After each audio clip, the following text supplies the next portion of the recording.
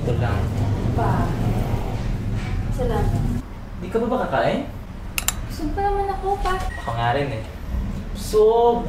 Ma, mapayat ka na. Hindi yata, pa.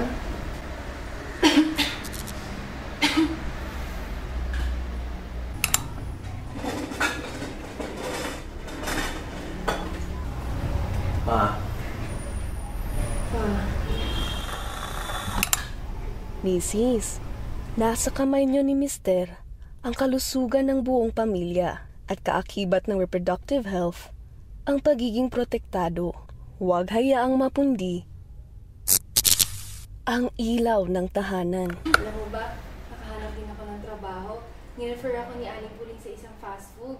Buti nga nakuha ako kahit lang pa sa age limit. galing.